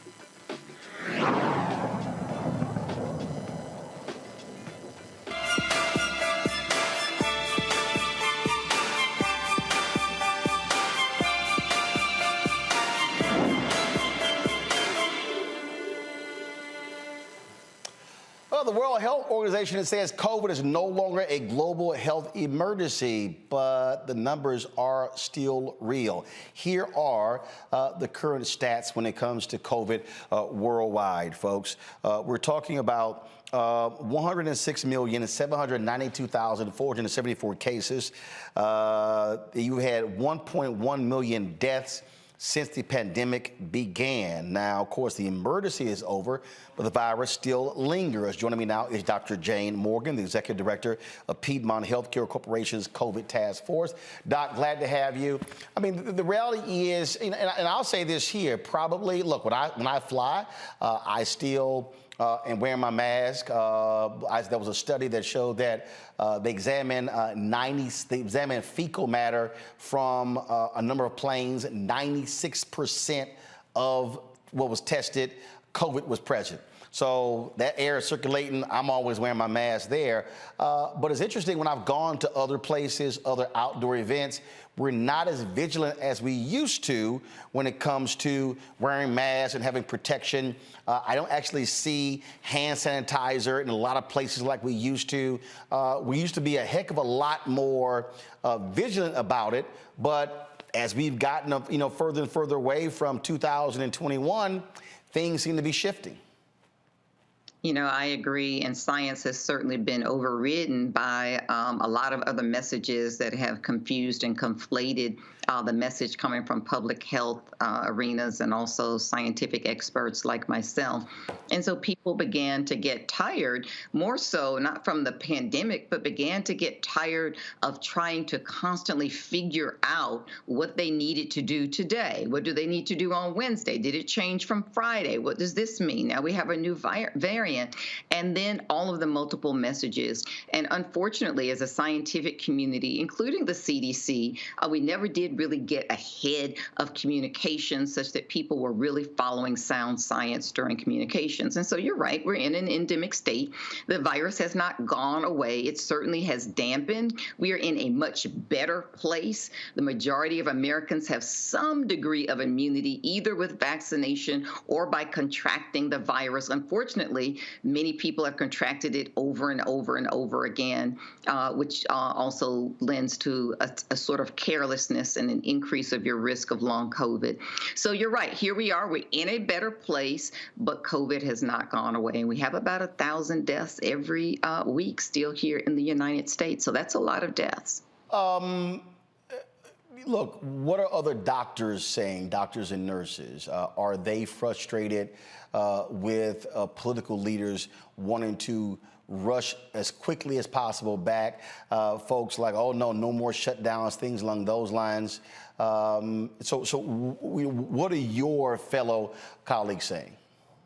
Yeah, hospitals and physicians' offices have always been open to everyone, regardless of your political affiliation, including people at the height of COVID who eschewed science and science deniers who then showed up in the emergency room sick with COVID and risked infecting those of us who were there and my colleagues and wanting help and really reaching out to the hospital, which is what? The hospital is the practical application of all the science that you are denying, but willing at that point to accept treatment and accept the latest therapies. We actually, we take care of everyone. So we don't ask, what is your affiliation? We take care of everyone, even though your decisions put you in that predicament, and even though your decisions now are risking the lives of our staff. We absolutely take care of everyone. So yes, there's been a level of frustration, a level of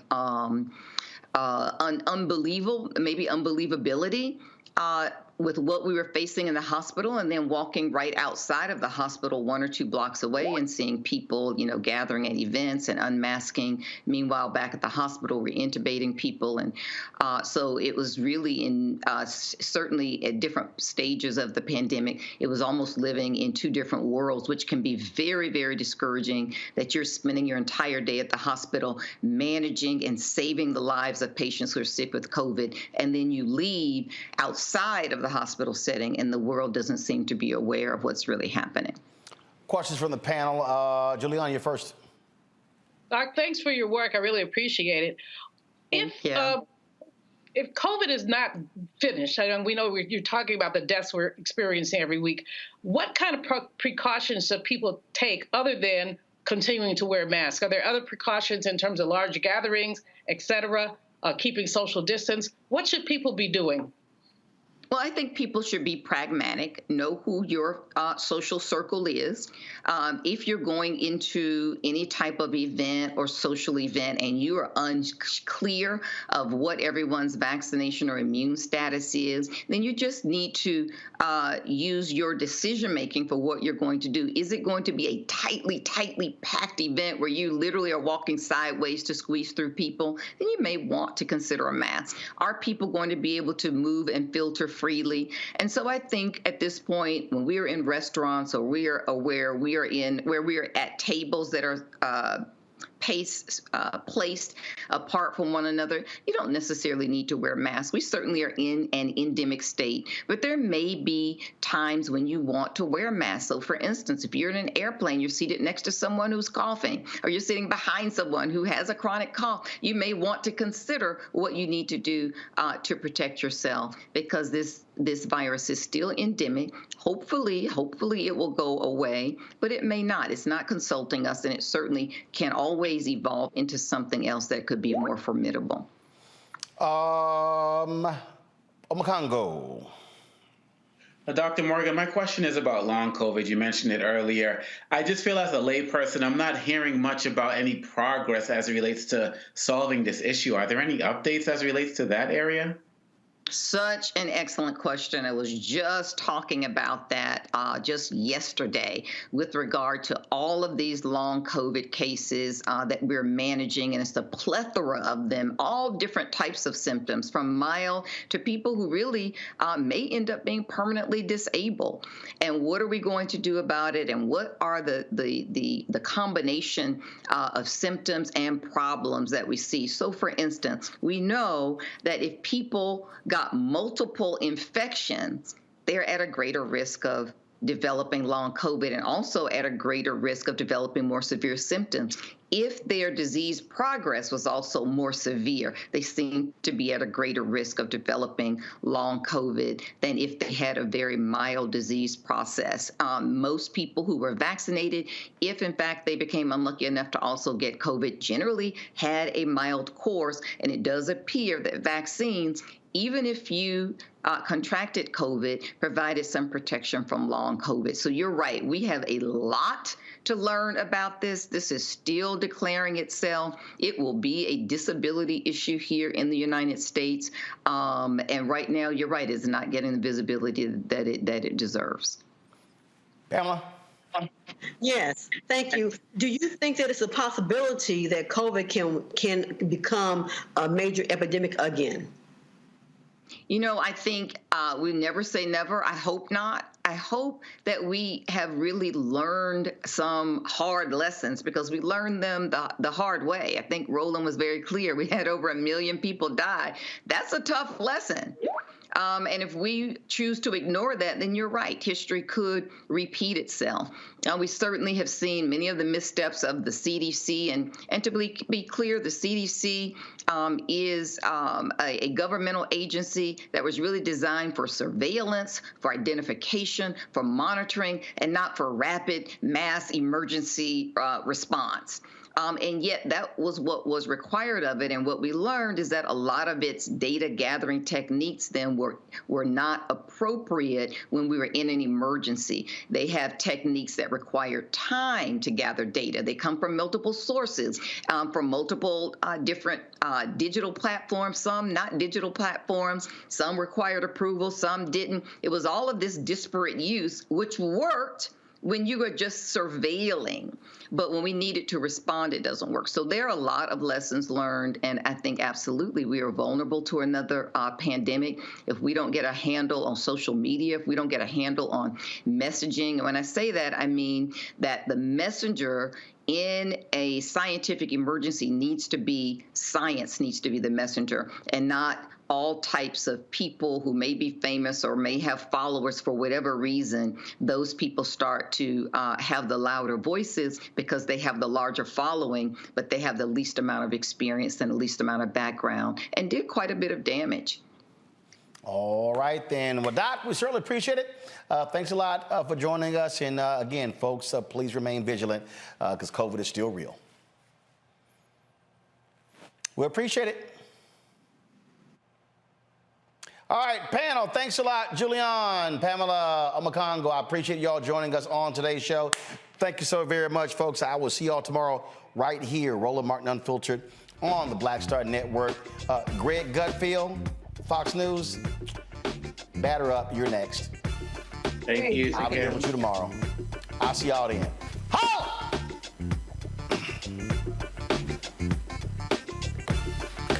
Folks, Black Star Network is here.